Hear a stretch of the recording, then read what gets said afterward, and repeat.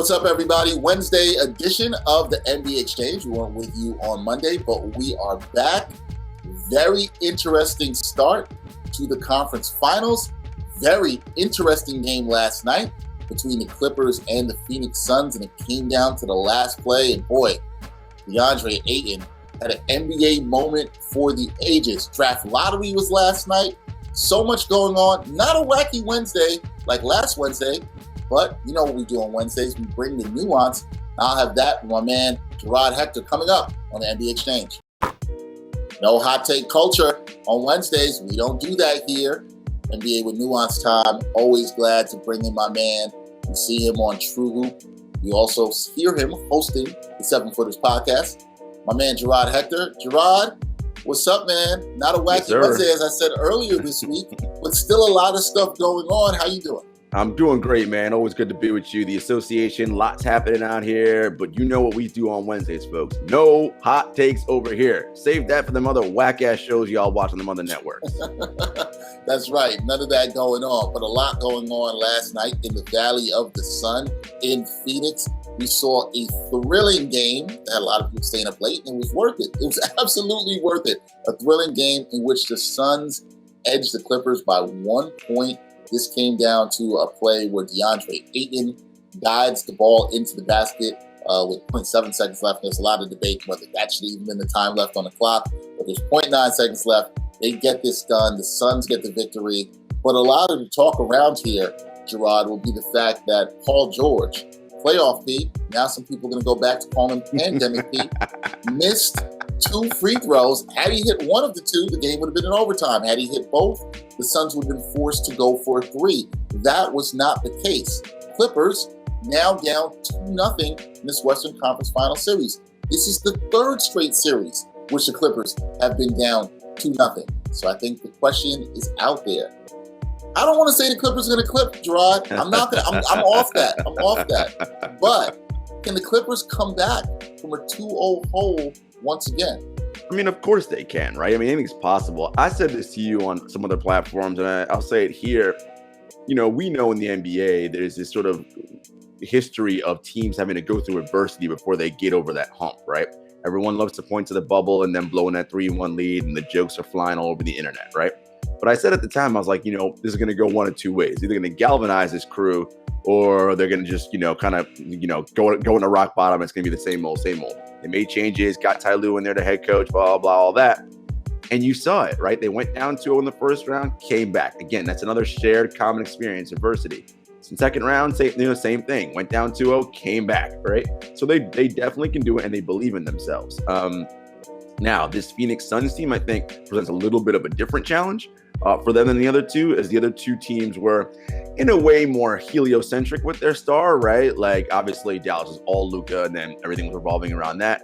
The Jazz, while you could say they're Donovan and or Rudy-centric, right? Like, it's similar in that way. But I think this Phoenix Suns team, the way they spray the ball around and the way that they play, of course, Devin Booker is a budding superstar. I think they'll present different problems for them. But I could see this being a 6-7 game series for sure because, you know, the Clippers are good, man. Clippers are good. And if you listen to these guys after the game last night, they sounded like that, Jarod, a team that's still pretty confident. Look, we've been here before, although I agree with you, it's not exactly the same situation. So, I mean, would it shock anybody if the Clippers came back and won 4 straight again? That would be amazing. We'll see. But I still think this is a long series, and the Clippers don't seem to be shook by the moment at all whatsoever. Now, this past weekend, we saw some very interesting games in the NBA. Number 1 seeds in both conferences eliminated. Sixers out of here by the Hawks. Jazz out of here by the Clippers. As we talked about before, they were down 2-0 in that series and came back. Were you shocked at seeing this, or with everything that's gone on in the league this year, Jarod, where health has been at a premium, were you shocked to see the number 1 seeds knocked out in both conferences? Not particularly. You know, I will say the Jazz one was a little shocking only because they were the best team all season, the regular season, all season in the regular season with their adjusted net rating, offensive rating, defensive rating. I mean, they were awesome. But I thought Quinn Snyder did not do a good enough job adjusting, right? Like there were things he could have done differently that when the Clippers went small, particularly that they were not best equipped to do. Not only that, the roster, was really devoid of perimeter defenders, right? I mean, yeah, Rudy can protect the rim, but if you're getting guys getting blown by at the perimeter and then they throwing the ball back out to the 3-point line and guys got to scramble, that makes it tough. So I thought the Jazz did not make enough adjustments in that series. Let's talk about that series a little bit more, in particular Rudy Gobert. After that Game 6 loss, a lot of the blame that you saw on Twitter, and I'm not sure that's the best place for NBA conversation with nuance at all whatsoever, but on Twitter, there were a lot of people trying to invalidate his Defensive Player of the Year award, saying that, hey, he didn't step up, the Jazz defense looked bad in the second half where they gave up 81 points in that Game 6. Is Rudy Gobert at all to blame for this Jazz Game 6 loss? You sounded like you put a lot of this more on Quinn Snyder and some of the perimeter defensive limitations that the Jazz have. Do you blame Rudy Gobert at all, or is to talk about that ridiculous? Well, so it's interesting, right? We do this thing in sports where when a team wins or loses, as humans, we want to singularly blame one thing or one person. It's because of X, it's because of Y, whether you win or you lose. And we know, because we're smart enough to know by now, it's never one thing, right? It's a combination of things and a combination of people why things lost. The Jazz lost, right? You can look at the roster construction from the GM. Why don't we have better perimeter defenders? One problem. Quinn, when they went small and you see that this is their game plan, you can't ask Rudy to both protect the rim and also run out to catch 3-point shooters. Like, that's too much. 3, on Rudy's end, like, is this a situation where can Quinn take you off the floor, or are you going to get angry and cause a stink, right? There have been rumblings about that Rudy, that the Jazz kind of placate to him as an organization. And the reason why a lot of times they don't make adjustments like that is because Rudy will make a big deal about it, right? And when you have one of your max guys, right, who eats up a considerable portion of your salary, when you take him off the floor in key moments or for key stretches, that's problematic, right? So there's blame to go around everywhere. Absolute blame to go around everywhere. Now, in Philadelphia, the blame, well, a lot of it is being placed at the feet of Ben Simmons. And I'll have to ask you about a particular play. When you watch that play in the fourth quarter of the game where Ben Simmons made that spin and passed open a wide open dunk, do you look at his situation and what happened in Philly and their loss to the Hawks a little bit different than Utah? But it might also be the same, Jarod, because there are some roster issues here, right? There might be a player here that doesn't fit.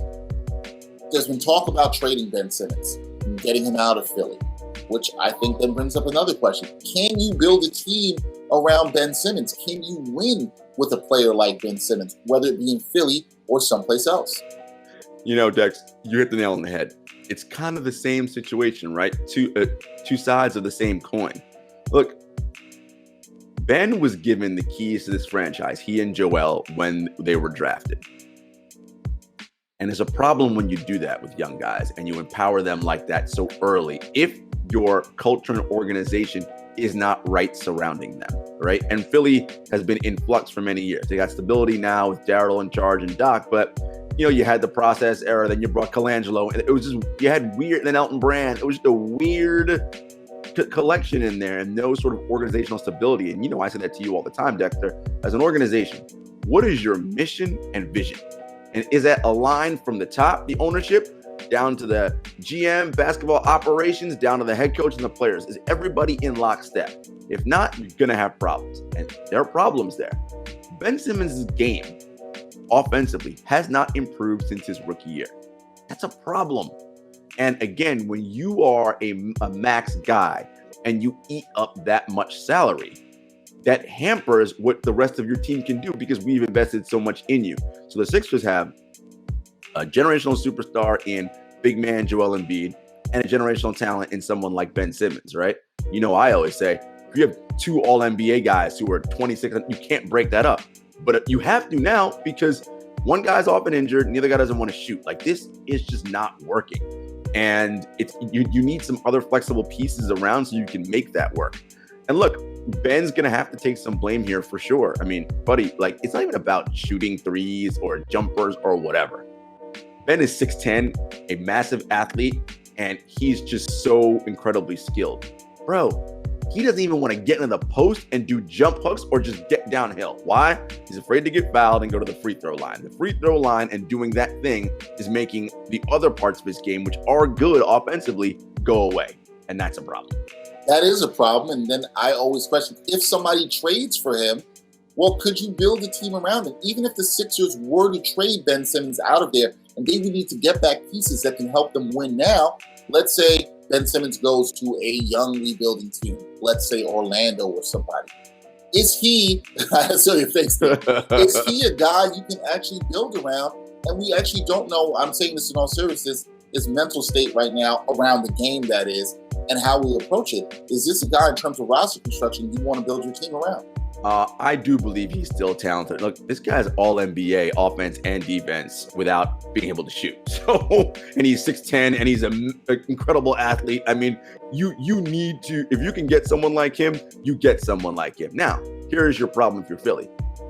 His value has never been lower than it is right now. So any team you call up looking for a trade is going to be like, oh, we all good, Daryl. We know you want to get rid of this dude. So, yeah, we'll take him, but we also want Tyrese Maxey. We also want Matisse Thybulle. We also want picks because we know you want to offload that deal. So we're going to hold you over the barrel, right? And be like, no, you want to get rid of this dude. So we're going to make that happen. We know Daryl tried to get him for James Harden earlier this year, and the Rockets said no to that deal. I think it has to be the right scenario, and I think a change of scenery may be necessary for him because Dexter, he's too talented to be having these kinds of performance issues in the playoffs. It's what's happening is that the small thing, the embarrassment of looking bad when he misses the free throw, that's becoming the big thing. Right. And that doesn't need to be the big thing. Shaq was a horrendous free throw shooter. Doesn't matter, right? Like he still kept being aggressive, right? Dropping that shoulder, who cares? I don't care if you miss a million in a row, bro. Just be aggressive, particularly in that moment. It's fine because part of the thing you also do when you're being aggressive, okay, you may miss free throws, but you know what you're also doing? You're getting the opposing front court in foul trouble. You might foul them all out of the game. That is a win for your team, right? So, and the fact that his aggressiveness wasn't there is a problem. He's going to have to go to a new situation, of course, get with a performance coach, and also have the right pieces around him. Make it 5 out around him, or you put him on a team like, and I'm not saying this will work, let's say you do a Portland trade and CJ goes, you got Dame and you put nothing but shooting around him. If it's spaced with everybody who can score, because what's Portland's problem? They can't guard anybody. Well, Ben's got that covered, right? He can switch and guard like crazy. But those are the kinds of areas, and he'd be a great pick and roll partner with Dame, right? You put Ben at the 4 or the 5 and you run 1-5 pick and roll with Dame. Like, I mean, Ben Simmons coming downhill at you. That's a scary proposition, right? So I think that there are ways in which he can be optimized. It's just, I don't think Philly is the place for that any longer. I think all these conversations, whether it's around Rudy Gobert and the Jazz and their defensive limitations on the perimeter, or we're actually talking about Ben Simmons and how he fits, whether it's on the Sixers or other teams, I think brings up the point that, look, building the NBA roster isn't as easy as some people think. This isn't playing with the trade machine or making trades on 2K. This isn't easy at all whatsoever. And I think sometimes that can be lost, Jarod, in that. Can we talk a little bit about when you're looking at a team, trying to build a team, trying to plan in the NBA, which is hard. You can't plan 5 years out anymore. This is sometimes every 2 years, maybe at the max you can look at. How hard is it to actually build an NBA roster, a championship level roster in this league? It's funny you ask that. So if you ask any of the 30 people tasked with that in the NBA, they'll all tell you, I can do it, right? Because you have to have a level of moxie to be able to have that job. Right. You have to believe in yourself. There's only 30 of them. But it's really hard, right? Because you're competing with a few different things at once. On the one hand, I have to win a bunch of regular season games because if I don't win regular season games, I won't make the playoffs. Okay, fine. And I also need depth, right? Because I can't play the same 5 dudes for 82 games plus the playoffs. All right, that's one thing. But then I have to, once I get to the playoffs, win playoff games, which is very different than winning regular season games, right? And then I have to look at, okay, at the same time we have to win now, I want to keep this train rolling. How do I keep my future looking like we can run this thing continuously, right? So you're competing with 3 different things at once. First thing you have to do, of course, as we know in this league, Dexter, is talent, right? I don't care what your scheme is, what your culture is, all that, right? Yes, culture, extremely important. But if you got culture with dudes who aren't good and good NBA players, You'll get stuff out of them because your culture's so good, but you won't win at the level you want to win at. You got to get talent. How do you identify those first, that guys, as we call them, right? You know who they are in the league right now. It's like 10, 12 of them, right? Those guys don't come around often. You got to get them in the draft. Or if you're lucky and you can get a young one who didn't work out in his previous place, like we're talking about with Ben Simmons, and you could potentially, fix what's right with him and, move some other pieces to get him. Sure, you do that. So you got to get that piece of it with the talent right. Then it's, what are the complementary pieces around them? Because, as I mentioned, regular season and playoffs are different. Regular season is about survival, right? We want to make it through with as least injuries as possible with the best record we can so we're ready for the playoffs. Teams don't scout that heavily for the regular season. You're playing 3 games in 5 nights. It's just, nobody's got time. It's just win, move on, win, move on. Playoffs, though, okay. Now we got teams scheming for me. We got, when you put out your team on the floor as a coach, your 5 guys in whatever situation, you want to ensure that the people you put on the floor have as little weaknesses as possible, because whatever weakness they have, the opponent's going to target it and repeatedly go after it again and again and again, as we are seeing in these playoffs. And so you as a coach, if I know I got a guy like, okay, I need rim protection, I'm going to put player X out here, but damn, he's not so good in space, right? You're thinking about the ways you're scouting against your own guy in a way, right? Versus if I know all 5 of my guys can pass, shoot, dribble, and defend, I'm good. I'm not worried about anything. Let me go worry about what's happening on the other end. How am I attacking the other team? Those are all difficult things. Nobody has a team full of 11 guys who are good at everything, right? Like that's just that's not feasible. So it's, how do I find the best possible pieces to match with whom I have? So it's like, oh, so-and-so's going on the floor with this guy. It's okay because star player X can make up for this person's weakness here. And this is the constant game you're playing. And then when you have players like Simmons or Rudy Gobert, who are maximum salary players who eat up a significant part of your salary cap, and they have glaring weaknesses in specific situations, that is a problem for you, right? Because that limits you then from going out and getting somebody else who may have been better fit in that scenario, because I don't have the money because I already spent it on this dude. So it's a challenge, man. It's absolutely a challenge. Now, last night was the NBA draft lottery, so the Detroit Pistons will have the top pick in this year's draft. And when you talk about building a roster, there's a lot about the development of players, particularly young talent. A lot of times, I think people like to say, oh, well, you just get a top pick. You can just rebuild through the draft. You can trust the process. That might not always work, folks. It might not always work. Drafting is not necessarily an exact science, that I like to say. There's more into it. There's development of players that you need.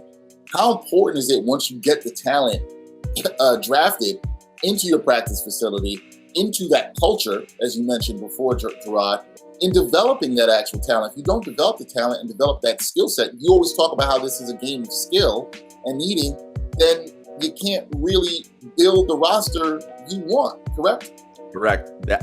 Top player development is everything, Dexter. No matter who it is in the NBA draft over the years, the vast majority of players, their ceiling, the opportunity to reach their ceiling of potential is all going to be based on situation and whom drafts them. And I'm going to be honest with you, the majority of the NBA franchises stink at player development, okay? I'm going to say Oklahoma City, Miami, San Antonio, Toronto. But you see what I'm doing? I'm thinking. But I named 4 teams out of 30 who I think are good at player development. The rest of these franchises, shit. And unless you are going to get a generational person or who's going to be an all-timer like LeBron, Kevin Durant, who, it doesn't matter where them guys go, they're going to be who they are. Most people, it's about scenario and situation.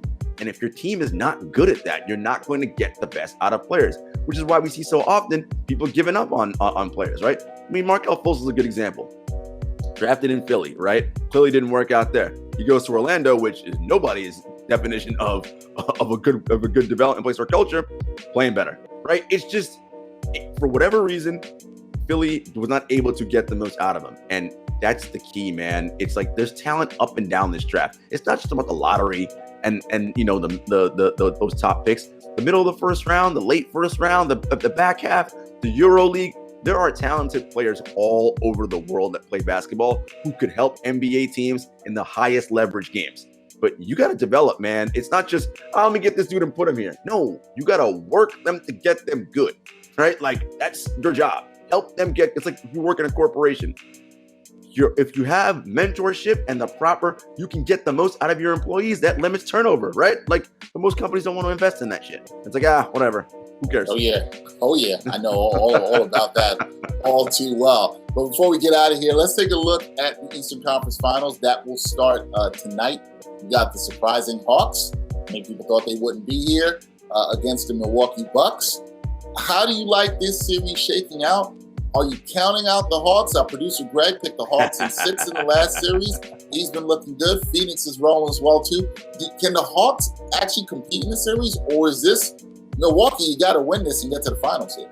So of the 4 teams remaining, right, the Hawks are what everyone would consider the least likely to make the NBA Finals of this Final Four, which, by the way, shouts to the Hawks and shouts to all the 4 teams remaining. Making the NBA Final Four is a big deal. We don't give any credit to that. Is a huge deal to the conference finalists. So kudos to these 4 teams. Look, they're young, but they're so young, Dex, they may be too stupid to know any better, right? Mm-hmm. Like, they might be like, we playing with house money, and stupid. I don't mean they're actually stupid. You know what I'm saying? Like, they're good. They're just like, look, we're out here, we're competing. Nobody's expecting this of us, but we expect this of ourselves. Now, I will say, the pressure is on Milwaukee, right? Because they've been an underwhelming team in the playoffs the last few years. In some ways, they slayed some giants this postseason, right? Beating Miami, beating the vaulted Brooklyn Nets, although both teams were, shells of themselves, right? But still, give them credit. Liability out there on defense, doing a good job. Milwaukee, is the better team. The team with the more playoff experience, the more battle-tested team. Can they finally get themselves to an NBA Finals, right? And then, the whole, Giannis cements his legacy as an NBA champion, all that silly narrative talk. But I'll say this, man, from a matchup standpoint, basketball-wise, there are problems everywhere. The DeAndre Hunter injury for Atlanta, I think, is going to matter in this one. They really need his defense on someone like Middleton, because Middleton's the bellwether for that team. As much good as Giannis is, when Middleton's doing his thing and hitting shots, problem. Drew Holiday is, the best guard defender in the league, as many say. Having him on Trae Young, that's going to be tough. But and Bogdanovich for Atlanta, he's dealing with a knee injury. So they've got some questions. But I'll tell you, Dex, Trae Young and this team, and my boy Kevin Huerter, I'm not counting them out, man. These guys believe, they got moxie, and, there'll be a game where, Bruce Craig, Red Mamba, where they hit, 23s, they're going to win that game, all right? And we've seen Milwaukee in this postseason do some curiously dumb things. So it would not surprise me if the Hawks find a way to win a couple games in this series. And if it gets to that point, Dex, and the Bucks feel pressure, I don't know. See, that's where I am at on this and making a prediction. I don't know. It wouldn't shock me if the Hawks get it to the point where the Bucks, I agree with you, all the pressure's on the Bucks. The Hawks are playing with house money. They feel like nobody believes they should be here. You got Trae Young. You got my man Red Velvet killing it out there. Who knows? I think if they win a couple of games, the Bucks could absolutely be looking like the Sixers and start playing not to lose instead of playing to win. And look, man, I know our producer Greg will be happy if the Hawks keep flying, keep soaring down south. That's what he wants to see. I mean, the Bucks should win this series, right? The Bucks should. They should. But as we've seen this season, and you spoke about many times on many different platforms, a lot of this might come down to health. We don't know who gets injured on their side. We don't know what happens there. It's going to be very interesting. But we kind of had a theme here in our conversation today. A lot of this is about roster building. You kind of got to give the Hawks some credit for how they built their roster, the players they've chosen, their coach, how he's empowered them thus far. It'll be interesting to see what they can do in this series. That's Jarod Hector. See him on True Hoop. You hear him on the 7 Footers podcast. And, every Wednesday, he doesn't bring any hot takes. Y'all know what's up, man. We don't do hot takes here. Save that for some other crap.